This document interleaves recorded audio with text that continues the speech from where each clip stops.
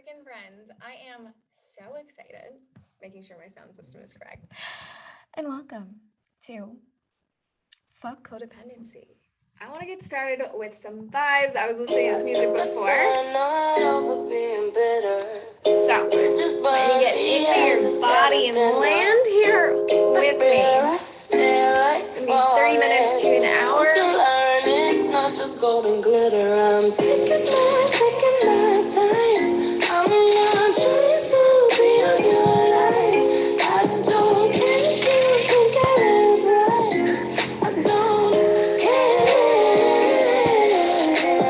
care. My loves, I am so excited. I was saying this is going to be around 45-30 minutes, an hour. As you're coming on, let me know in the chat box. As you say hi, make sure that you're muted. This will be recorded and we will upload it into your membership portal because I know a lot of y'all will be watching this on the replay. But for you that are live, hello, Miss Hillary. It is so good to see you.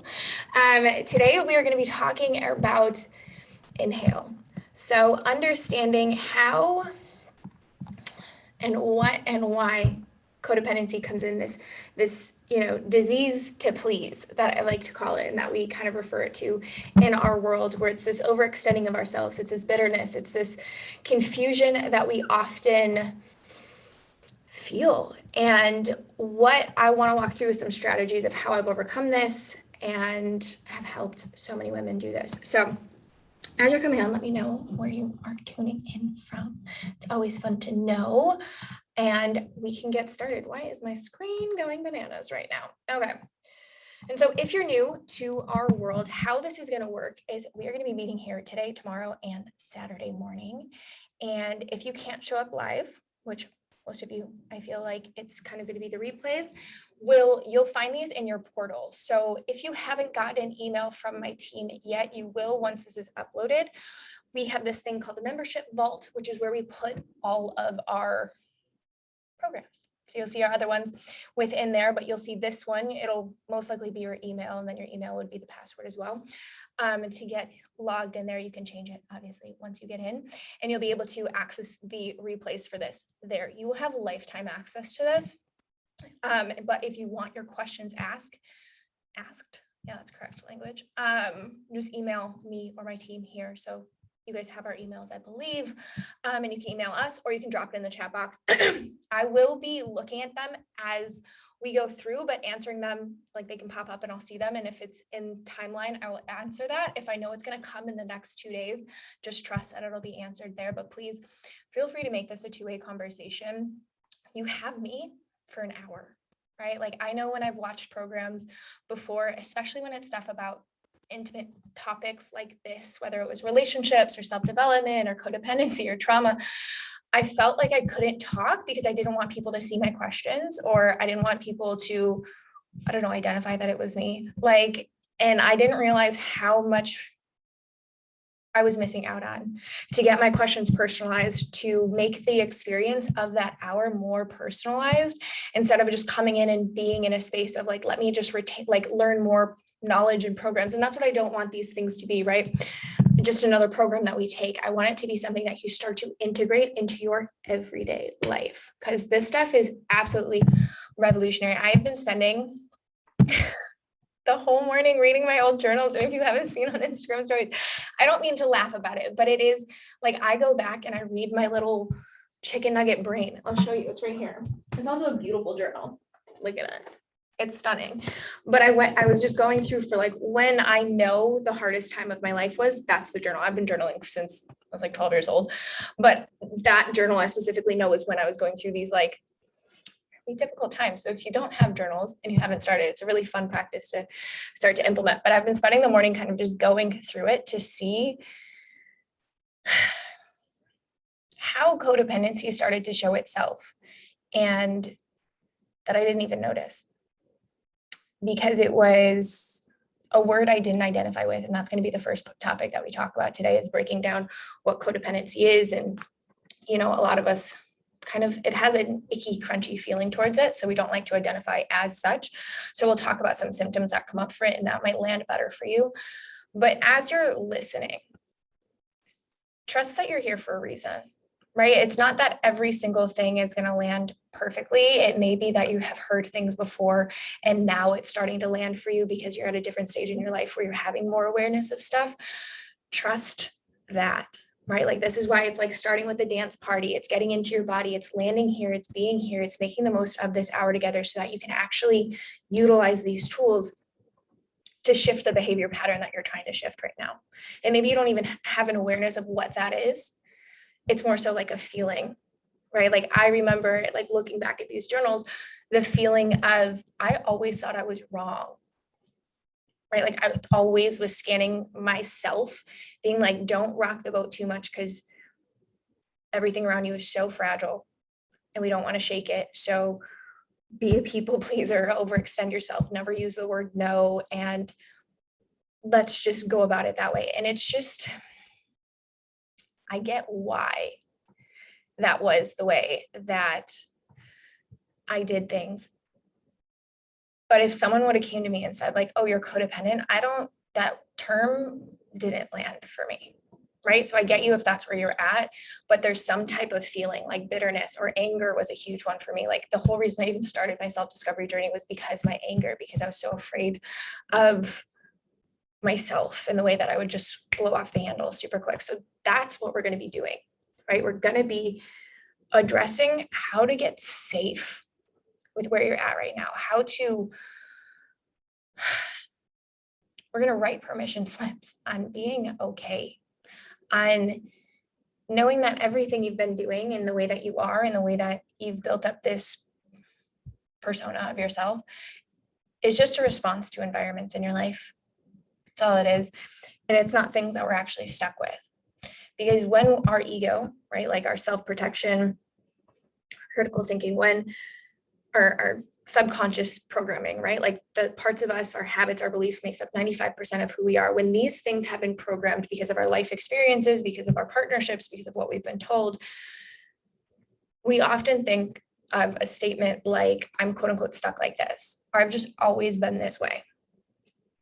That's how I felt about my anger. That's how I felt about these apparently about these people pleasing tendencies. It was just my quote unquote normal kind of vibe. And even the statement that I just read on my Instagram story was just like, da da da da. This guy had asked me to stay over or whatever, and he left work, and I just had to clean his entire apartment, do his laundry, and I was like, and I just like to take care of my men and go out of my way to do things for men, where it's just that's so, it's not to say that we can't help our partners and we can't do things and we can't take care of our households and we can't do these stuff, but it's you didn't even know that guy. And to say statements like, I love going out of my way for people. That is all built up on experiences stuck in the subconscious. And when we have this inkling, this isn't right, this isn't what I'm doing, is I'm getting bitter, right? Because we can live our entire lives doing this stuff because we've witnessed it with our mothers, with our grandmothers, with our fathers, with our sisters, with our cousins. It's mostly in the feminine archetyped, right?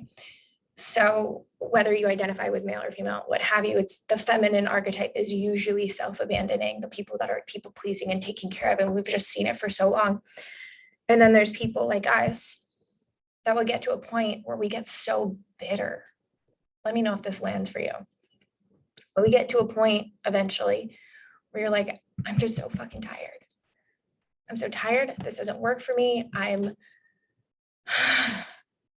and we start to get bitter. And then we, instead of sitting here and taking responsibility, I know what I did is I started to blame other people. I got into the very victim-y role, which is where I didn't really identify with CODA. So CODA and Al-Anon are support groups for children of alcoholics, partners of alcoholics and addicts.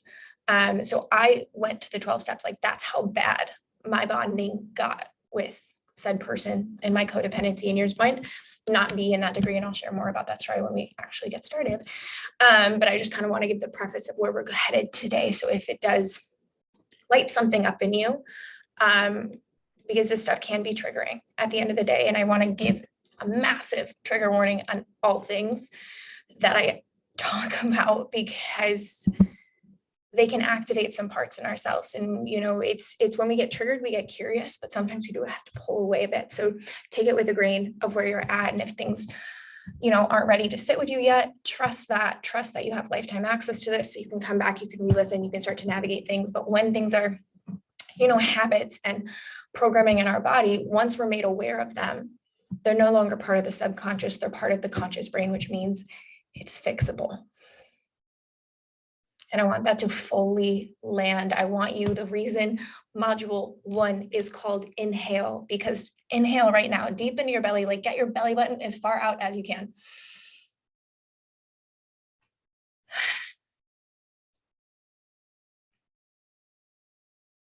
That feels like freedom, right? It gets you to land. It gets you to be. And I know specifically now, after reading these things, although it makes me literally laugh like a little hyena because I still find myself quite funny, I also can go back to those feelings and remember how tight it all made me feel. There was no deep breaths being taken. There was no pause. There was just running around, trying to fill a void. Because when I started to realize something in me wasn't necessarily right, not that it's wrong, but like I was becoming more cognizant of this stuff, and I was getting more bitter and angry about it and being like, why do I keep going back to these things and these habits, and feeling like I couldn't stop doing this stuff, because if I stopped doing this, then that false sense of identity would break down. And then so it was like this inner dialogue going on. And I remember how tight that made me feel. That if I took a deep breath, if I paused, if I exhaled, all the modules that are for this program, my world would somehow collapse. And so I want to start by saying it's fixable. It's fixable because I'm here talking to you about it. And if you don't know my story, I'll tell you in a second, but it can be scary being in those moments because you don't really see a way out, because it's been mirrored to you in so many different ways. Or maybe you didn't have parental figures. Like at my point of my journey that things started to shift, I didn't have a connection with my family. My mom had died of addiction. So I didn't really have family to lean into. I just had a whole bunch of crazy expats in Bangkok, Thailand, to represent what relationship dynamics are supposed to be, which is literally the reason I left 6 years later, because it's not the healthiest place to look for healthy relationships. And so my story began, way before I even began being aware of this stuff. But I was so I grew up in a household that was very, very controlling. At the time, I didn't know why, until at 22, I lost my mom to addiction unexpectedly. I knew she was an addict, but she had fallen down a flight of stairs, and they call that like an addiction death. And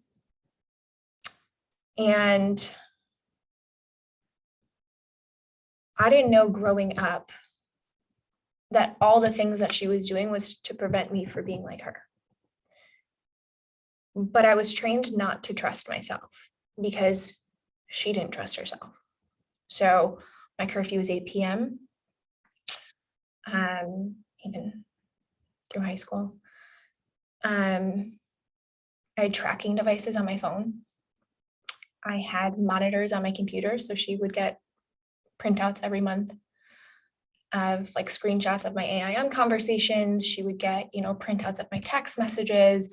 She was so overprotective, but what that did was take away my inner compass, which is the beautiful gift every woman has. Men have it too. It's just a little bit deeper in there. But it's this intuition that's inside of us, right? And so that's where the common definition of codependency comes from, is like the people pleasing, the uncertainty, the walking on eggshells because of addicts, right? It's like the co-addict it's enabling, right? Granted, that wasn't necessarily what I was with my mom, but because the emotional stability wasn't consistent, especially when she did start to step into her addiction ways later when I was 16 and they were going through their divorce and she kind of went off the rocker. It was very confusing, right? Like I didn't know my identity. I didn't have self-trust. And then all of a sudden my mom's acting this way. Like it was a very confusing time for a kid, right? Like it's a confusing time if that's ever happened to you. It doesn't matter what age you're at, but like when you have a white picket fence family, granted it was very strict and now I see slightly abusive, to then having that kind of crumble at 16 and you're aware of it, it's this whole confusion, right? So I meet that with anger. I meet that with this bitterness because I'm trying to people please everyone, because if I don't want to piss off my dad, I don't want to piss off my mom, I'm pissing off people because I'm raged. I'm like this whole hot mess of a teenager. Then my mom dies at 22. And I had graduated high school and uni early and then went to Thailand for a volunteer trip. It was only supposed to be 2 months, but then I met this guy. And this is where the story might not be the same as yours, but the beginning stages of this relationship are very much that of high functioning codependency. It then got into trauma bonding and they got way more serious, which is what led me to the 12 steps. But the initial thing was I was lost. I had already been used to not trusting myself. And I was used to let me overdo, so therefore I belong. And I did this in my friendships. I overextended myself. I never said no. I was always taking care of other people. Just constantly overextending. And so our beginning stages of this relationship, when I met him, like looking back in the journal, right, is when I say statements like that, like, hey, I'm just at his house cleaning it and doing his laundry like I'm a freaking wife for a person that I barely know. Right. And then it's these tendencies of hearing my body say, like, this isn't a good man. And I can see it on the pages. I'm writing it being like, this doesn't feel good. But then he makes me feel good and he says these things and then he disappears for a few days. And then he, it's this back and forth thing, all the while not trusting my intuition. And it took me a solid 6 years to get my intuition back. Because we can have codependency with people and we can have codependency with our life and our business and our careers. And this is why the term of codependency, when it says, hold on, let me get it, pull it up right here. Codependency is generally a set of maladapted patterns in relating to others. The term codependency grew out of the term co-addict. But I truly believe that it's not just with our relationship to people, it's life. So what I witnessed going through that relationship, right, is that I always overextended. I would leave work to make sure he was okay because he was an addict as well, because I didn't learn the lesson with my mom. So the universe gave me another lesson to learn, which has transformed and changed my entire life, right? So I am in this partnership and it's affecting my health. It's affecting my wealth. It's affecting my friendships. It's getting in the way that I feel honest communicating with my friendships because I don't want to bleed onto them anymore because it's gotten so annoying. My health takes a turn. This is how I ended up getting into the IBS world because I had such chronic health issues and I wanted to study it and what have you. And I lost my purpose. I was just kind of following this person. I didn't have an identity.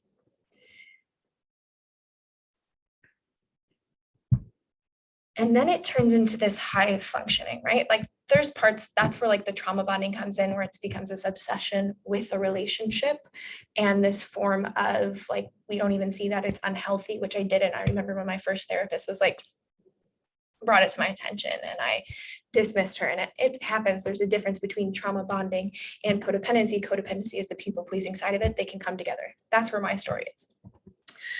But what I see a lot of women do as well is the high functioning codependency. So I'm going to read you a post that I wrote where it's like the 7 signs of codependency, but it's not limited to. So feeling as if you've lost a sense of yourself within the relationship. I definitely had that. I had that with all relationships though, like not even just the romantic ones, like even my friendships. I just never felt like anyone truly knew me, and I didn't know myself.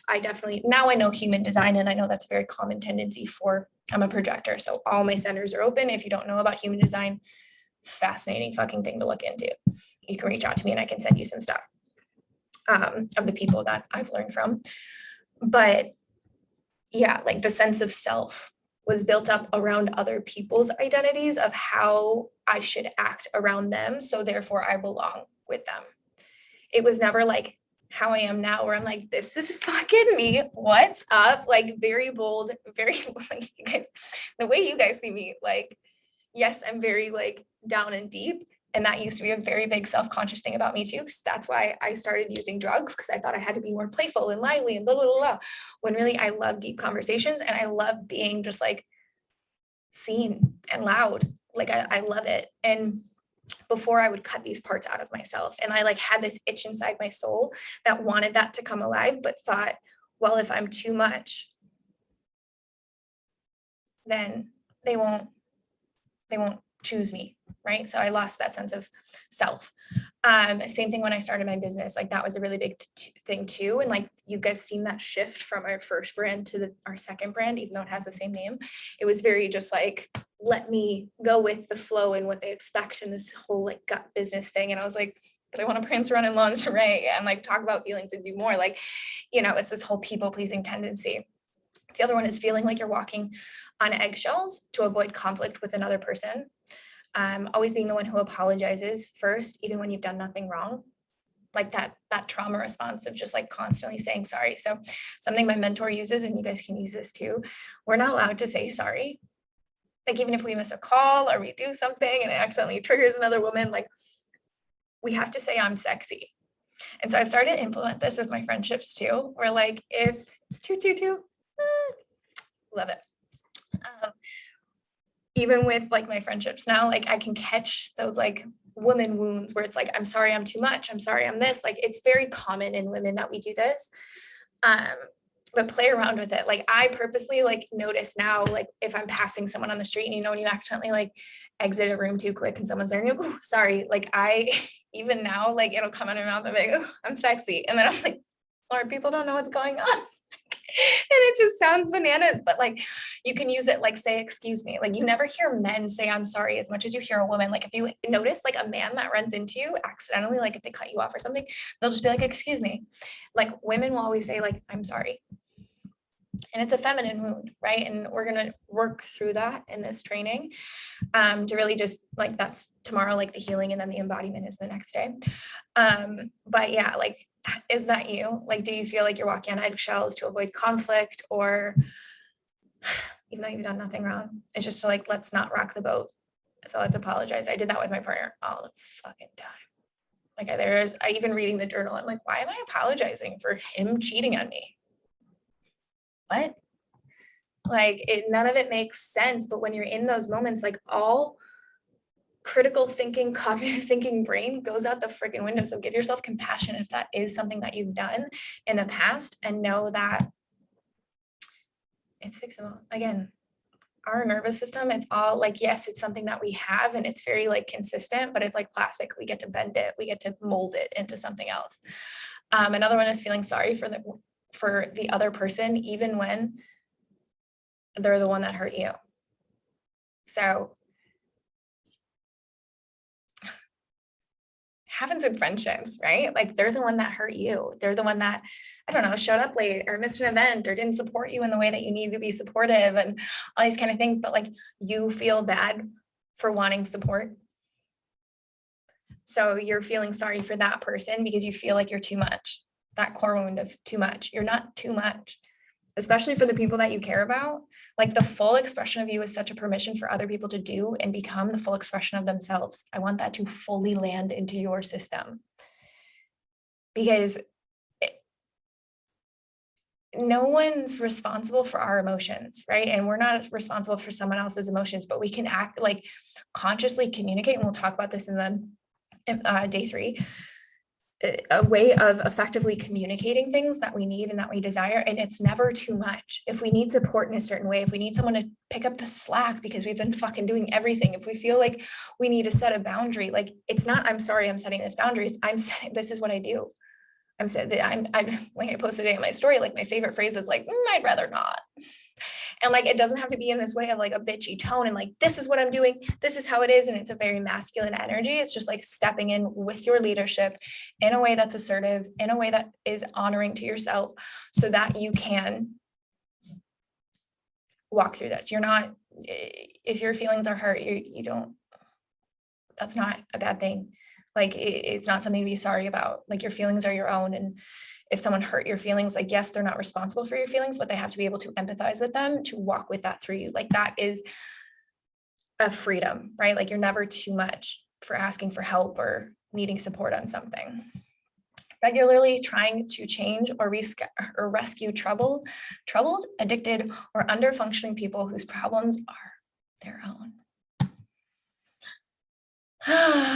Okay.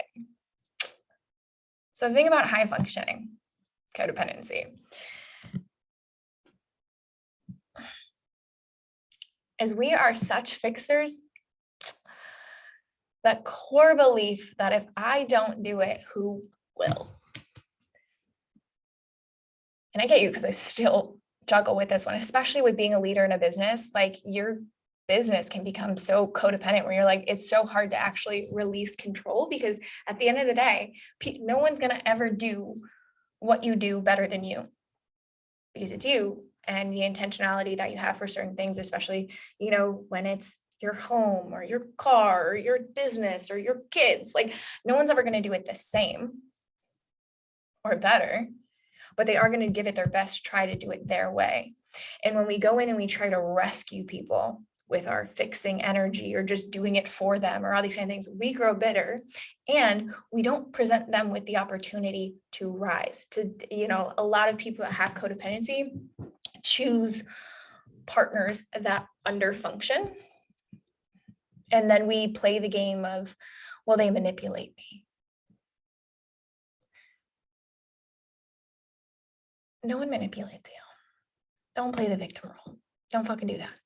No one's manipulating you. They're taking advantage of a situation, which I guess would be the term of manipulation. But there's a better way I could have said that. But it's not that they're like tricking you into being people pleasing. Like you're naturally doing that. You know, just like when we go to our parents' house and they take care of basically everything for us. They cook for me. My dad doesn't do that, but I've heard parents do that they come home and they like cook the meals and they have the stuff and they move the, like they take care of them. They do the laundry. Like they're very like motherly and fatherly. Like what's that like? We don't know. But that's what parents do, right? Like, but kids love it. Like like a very common thing I hear is either like, I love my mom's cooking and like, she cooks all the time and she takes care. And like, it's not that you're manipulating your mother. You're just taking advantage of it. Very different energy, right? Like it comes from a loving space. So if you're worried about people that are like taking advantage of you, it's like, look at it from that lens. Like, are you giving them an opportunity to take advantage of you in? Then we don't get to be bitter about that and say they're the ones with the problem. Like how I'm holding a crystal in my hand. They're the ones with the problem. Because remember, if you are pointing a finger, there are 3 fingers pointing back at you. They're not manipulating you. They're moving with an opportunity. And so if you're going to be mad about something, just look at, okay, how can I communicate this and set boundaries and all that kind of stuff. And we're going to be talking about that over the next 2 days after this. But really looking at that, are you regularly trying to rescue people or get them out of trouble or take care of addicts and get people out of jams? You know, that's a lot of, you know, the phone calls I get, help me with this and do that. And it's been a big thing, especially as projectors who are people pleasing. We love to give advice. We love all this kind of stuff, to not do that, to be like, what are you feeling right now? Like asking better questions is a good way of getting around this instead of feeling like, hey, I need to go fix this for this person because otherwise XYZ would happen. Like there are extremes versions of this where it's like addicts and stuff. And then there's like little ones where it's like our kids or, you know, our husbands or things like this. And it doesn't mean that we don't get to help people out. Of course, help people out. There's a balance, but don't rescue them. If they're going to face plant, they're going to fucking face plant. They're going to do it anyways. And the more we pull, the more we enable. And there's conversations to be had, but we can never save people from themselves. If there's anything I've learned from being in the room of addicts for a solid 2 years to, you know, doing the 12 steps myself, to working with plenty of addicts, to working in rehab centers, like people are going to do whatever the fuck they want to do until they decide they don't want to do that anymore. And the way people decide is leading by example. And so if we are continually self-abandoning and being bitter and being angry and doing these kind of things, a way to shift that is to show up for ourselves, which is why I'm so fucking proud of you for being here today and having conversations like this, because I know it's hard pills to swallow. Another one is putting the other person on a pedestal despite the fact that they don't merit this position. Ooh, baby daddy, like this is, I don't know why that came out of my mouth, but this is such a big one. Because we put our partners on fucking pedestals like no one's business. No one's business. We walk in, they're a godsend because somehow we got chosen in a relationship and therefore I can't rock the boat. I'm going to put him on a pedestal. I'm going to do his laundry and clean his house even though I've known him for a month. What are you doing? Like we give such a wild things where it's like if we just came in, and I will do a masterclass around men and women and things like that because it's so eye-opening, but like if we approached life the way men approach life, I feel like I would have less wrinkles. And I love it. I love our depths. I love our feelings. I love our moods. I love our things. Also, let me know, is this stuff landing for you? Let me know. I know I get very passionate about it, but it is a two-way conversation. So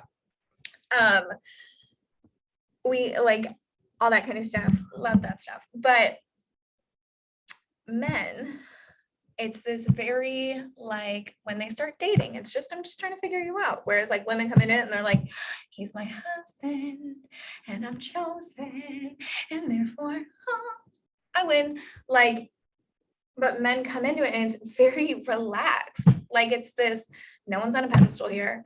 And yes, of course, like we love to be taken care of and swooned and all that kind of stuff, but there's a different energy. Right? Whereas like, let me put someone on a pedestal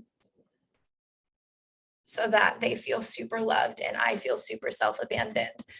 But because I get high off of the chemistry, that's body chemistry, there we go, and dopamine and serotonin and norepinephrine and the hormones that are released, that's the word, hormones, chemistry that are released, we continually go and go and go and go and go and chase these highs while we continually self-abandon ourselves and then wonder why one day we grow bitter because that fire burns out. And it's like we get high off of, like, honestly, our hormones and like our genetic makeup and things of that nature and within ourselves and the chemistry within our body, it really does become an addiction. People pleasing becomes an addiction because, and I'm going to teach you this tomorrow of how to unravel that, because we're getting this like, oh, I did this. And I saw this in my journal, right? So I was reading it and then I was like, the look he gave me when he came home, like that cute little grin where he's so happy and da, da, da, da. And then I got this like dopamine reward hit, right? Like my science brain can now look back at these events and be like, thank goodness that I have journals to like look back and be able to tell you guys these stories with a little bit of embarrassment, a little bit, but I hope it benefits to you guys. That I can look back and see like, oh, I got the dopamine hit from that little sense of recognition that he gave me. And now I can bring it back to, that was the same thing with my father and like these little things I would do because he was never around because he was building his career. Again, I'm an adult now. I don't get to be mad at him about that. I can see that in a rational brain. Or with my mother, when I did things with sports, like it was the one time she was like nice to me and I was the quote unquote good girl and I would get these dopamine hits. So it was the same thing, these people pleasing tendencies that I then carried with me into my adult life and got addicted to that sense of dopamine. And so I'm going to walk you through tomorrow of like how to really move through different types of hits in our body and making sure that we're responding from a regulated state instead of a high, because I get you when we want to put people on pedestals. It feels good. It feels good. There's no denying that, because people that do people please and have this tendency, we get high off of it. Our hormones light up like a goddamn Christmas tree. And once we can, and I'm telling you, this is fixable. It's just understanding how our nervous system works and looking and being more aware of how we feel and when we're responding to things. And this can come with getting text messages from a new man to, you know, your husband and how they interact with you. Like there's just this kind of co-regulation thing that happens, or self-regulation tools that happen. So I'm going to be teaching you that. But it really is looking at like, am I putting people on pedestals that don't deserve to be on pedestals? And can I give myself compassion and grace? That's okay. Like that isn't the end of the world. It happens to all of us. We've all done it. But the more I bring awareness to it, can I trust that I'm going to take them off that pedestal? Can I trust that, you know, I'm going to move through this and I'm going to be okay? And if we just see ourselves, if we see, especially we do this with mentors, we do this with friends, we do this with people that it's like this hierarchy, like I want to be where they are, where it's like, can we just really see that we are equal power, but different in this world? Because we truly are. You and I, same thing, equal power, different people, different things that we bring to the table, same fucking power in this world. You can have the same confidence to show up, to lead, to do whatever, to have the boundaries, to set the things. That's the same thing. There is no one in the world that is better or less than we are. That blows my freaking mind. My codependency brain is like, what do you mean? I'm not worthy. What do you mean? And so we're going to work through that, because you are. That statement is the truest thing that will ever come out of my mouth. I got it from my mentor. I'm giving it to you. We are all equal power, but different. We're at different parts of that mountain without a peak, but we're on the same fucking mountain. That's all that is. Next is a need for people, other people to like you in order to feel good about yourself. So same thing that I was talking about earlier, that hormone release that we get. If I belong, therefore I am worthy. And I'm not going to say that I'm like totally free of this one, right? Like it's human nature. It is how we survived. This is how we get our attachment styles. Again, I'm going to do a quick short burst training around attachment styles too. And if you want to continue in this integration stuff and all that kind of stuff, that's where that VIP upgrade, that 3-month integration will be having, and you get all of this stuff. But our attachment styles and everything comes from our need from survival, for survival, which came from community. And if we didn't belong, we therefore weren't part of a community. There's a story about the ugly duckling, right? Where ugly duckling, born, what have you. And the mom gets to a point in the story where like she can't even protect the duckling anymore from getting bullied. And she gives up because now she's not belonging to the community. And so the ugly duckling has to go and find its way, and then therefore finds out it's a swan. But the mother that can detach because she also doesn't feel like she's belonging, like that's just human nature.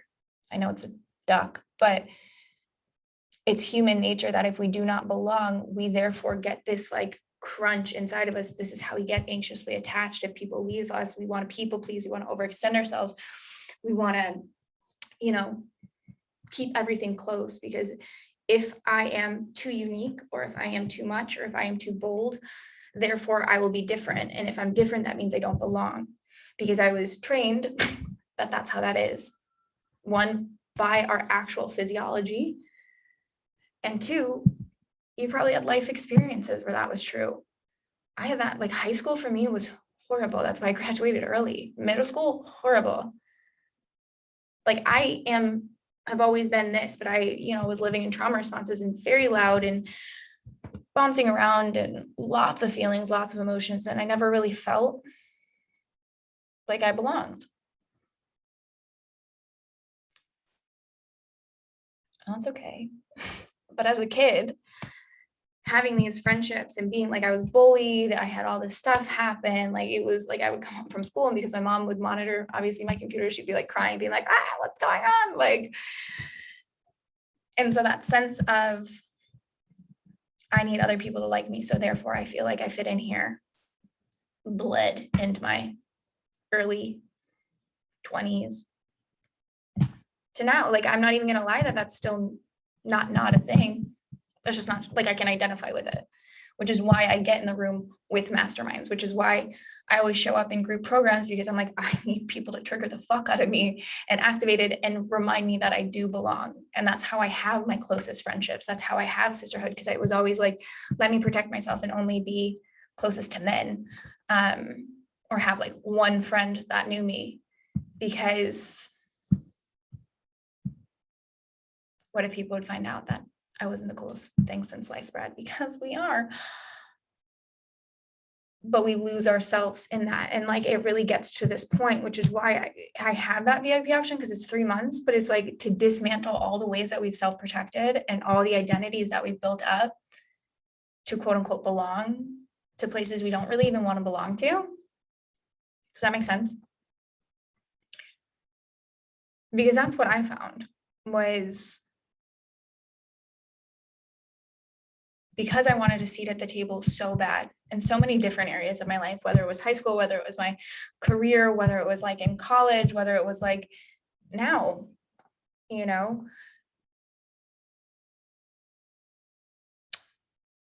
being able to fully express me, Laura Patricia Martin, you, in a way that you don't have to say sorry for, in a way that just comes naturally. Like, it's not like questioning, like, oh, should I not say that? Like, sure, there's some scenarios where you can't say the things that want to come out of your mouth. But when you're with the people that you claim to be your closest friends, being able to say whatever comes to mind is such a freeing thing. That's like, my masterminds have taught me this, you know, like, I'll just pop in a Voxer and some people are very serious and some people are in between, and I just like pop in and I'll just sing to them, and then I'll update them, and then I'll tell them about my love life, and then we'll bounce around, and then I'm like, and bye. Like, and like, they all do that in such a different breed of human. Like, it's such a permission slip that if you do that for yourself, the people around you to feel safe enough to do that too. And so that's what I really want you to start to witness in yourself, is just, you know, a need for other people to like you in order for you to feel good about yourself. What would it feel like for you to like you in the way that you desire to be liked? What would you be doing every day? How would you be speaking to yourself? Like, the person we have the most conversations with is ourselves. Like, are you aware of that internal dialogue? Because I'm witnessing now, as I read these pages of these books, like, my inner shadow sister was my main voice. Now she's my shadow sister, not to say she doesn't go away. Like I said, I'm not here to fucking blow smoke up your skirt, that it goes away and life is hunky-dory and I'm happy all the fucking time. That doesn't exist. There is no such thing as perfection. But now she's just a part of me, where I can like sit here and be like, there she is again. What do we need to do to fix this? Or to sit down and let her be fully expressed. Do we need to scream? Do we need to punch a pillow? Do we need to cry? Do we need to watch a romance movie? Do we need to call a friend? Like, what is that to let it be fully expressed? But in order for us to stop people pleasing and feeling like we only are safe if other people choose us, if other people say we belong, if other people tell us we're worthy, we're always going to feel disappointed. So where can you start to look at that conversation of, where can I start to like myself enough so that I feel good? And that one might be a little bit more difficult, but it's definitely something to step into. And then the last one I have here is struggling to find any time for yourself, especially if your free time is consistently goes to another person.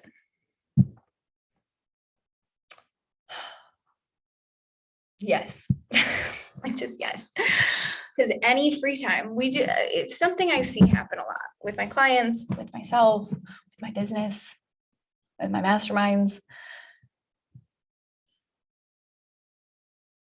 The fear of being alone. So we stay busy. Like,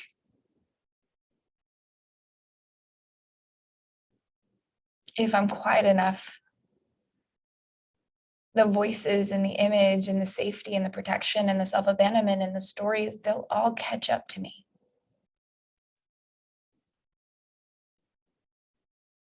And then what will I do? Because I've built my identity around this version of me.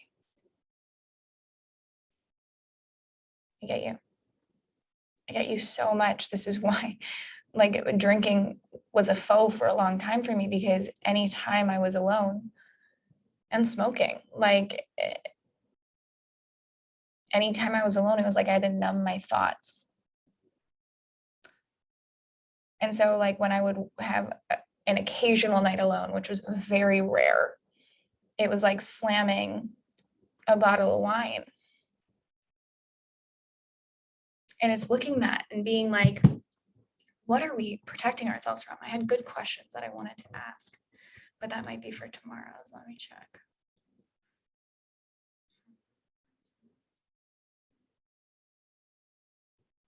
Yeah, those are for tomorrow. Some nice little tension there to keep you guys waiting.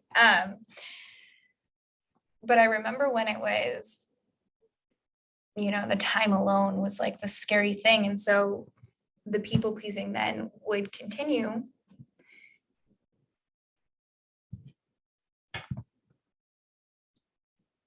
Because there was no free time anymore. So I filled it with other people. And if I wasn't filling it with people, I filled it with my business. It's not to say it wasn't, no, I will say that it was not a healthy obsession. Like, the first way of building my business was not okay.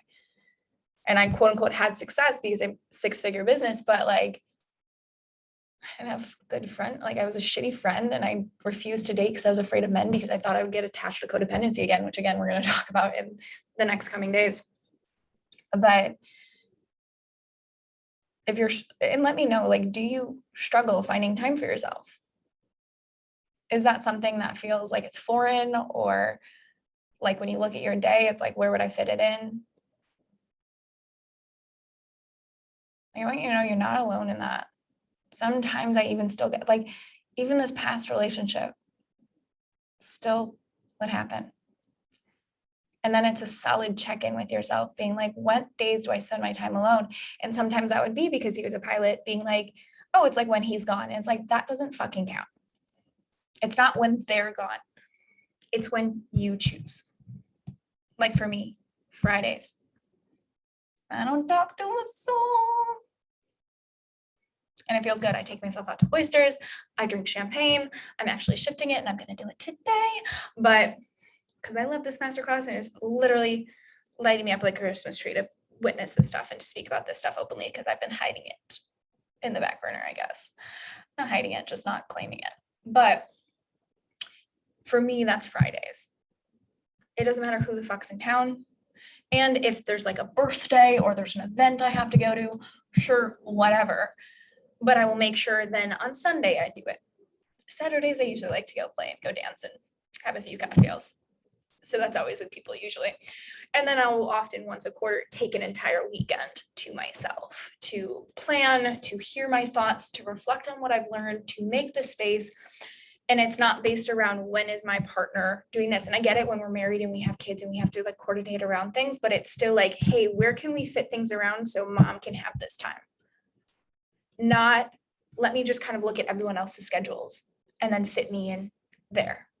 Do you feel that different energy there? And we'll talk about that tomorrow, because we're going to be talking about the sacred pause, but it's really looking at it and claiming your space.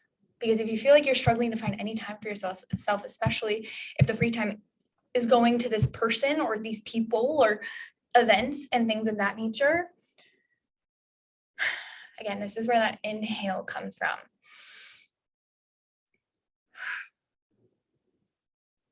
You will be okay.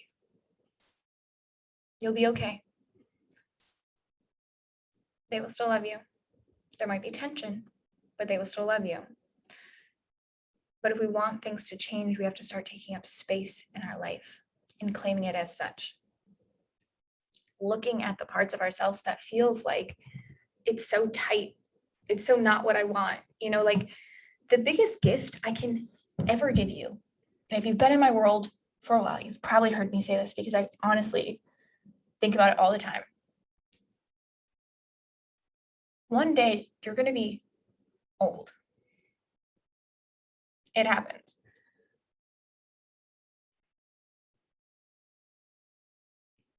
How do you want to look back on your life?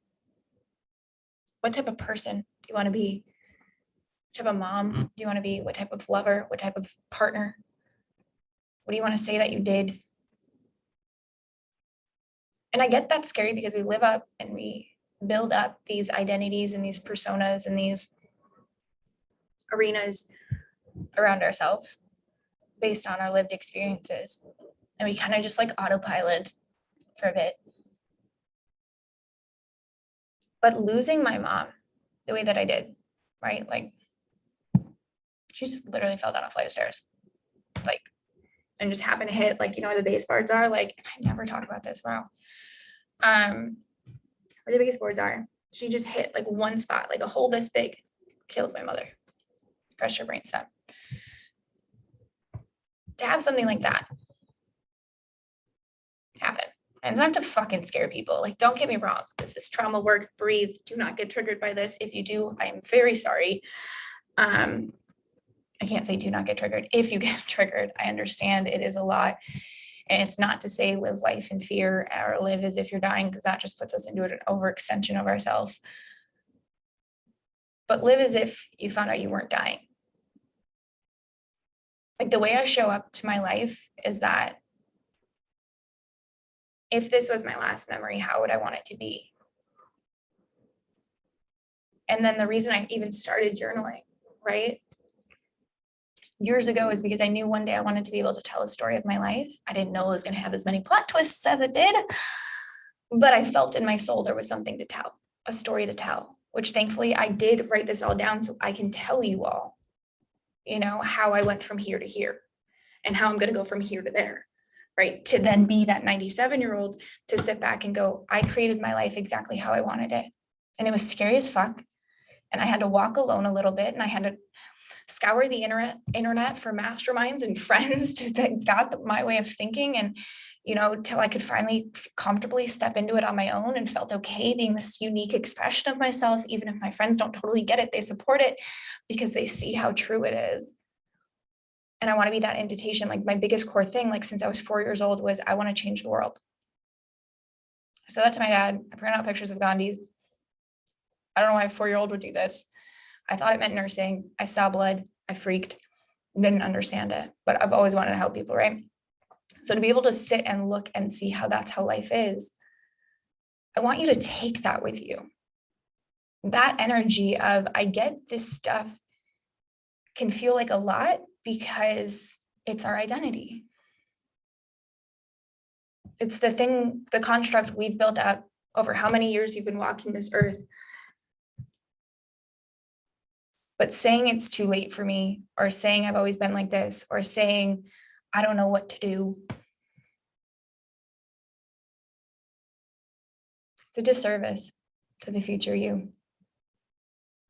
You know what to do. You're afraid to take action. Use the right verbiage, and that's fine. That is fine, but use the right phrases.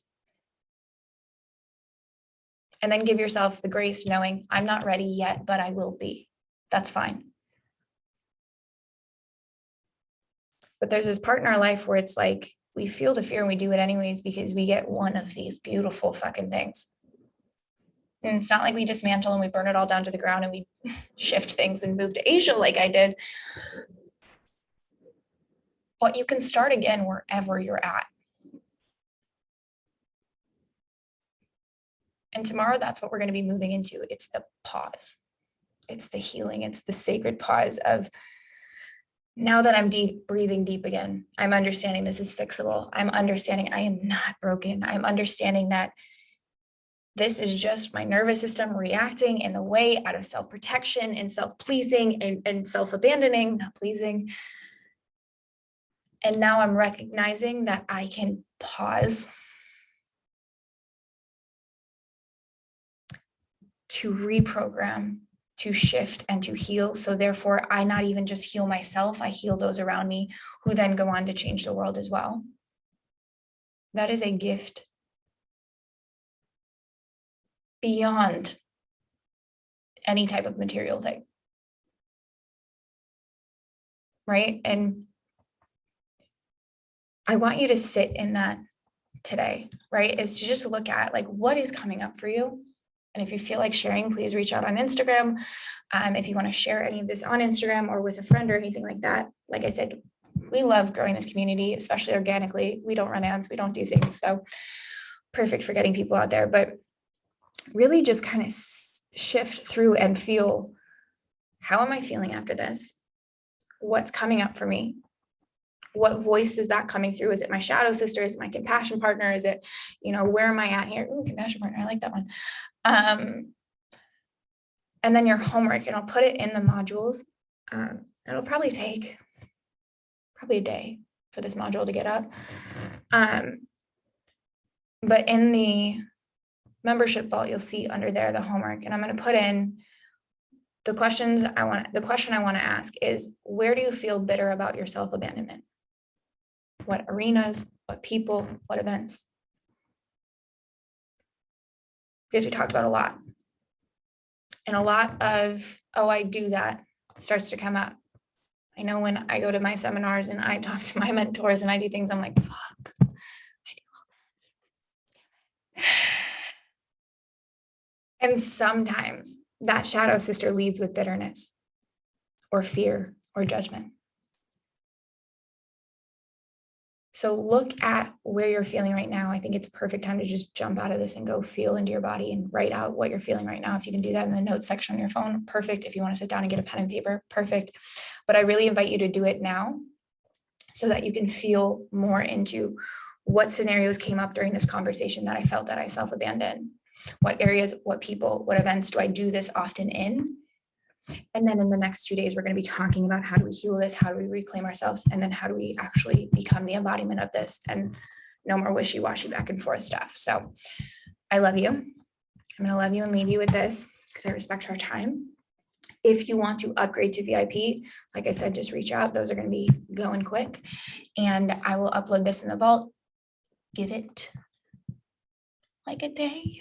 I want to say it takes a while, but my team will send that out. And your information to log in. If you guys haven't got that already, I will send that over. But I love you. You're beautiful. And I will see you tomorrow for our call. If you have any questions that you want answered for tomorrow that comes up for you, just email me so I can make sure that they're covered. Okay? I love you. See you tomorrow. Of course, you're so welcome.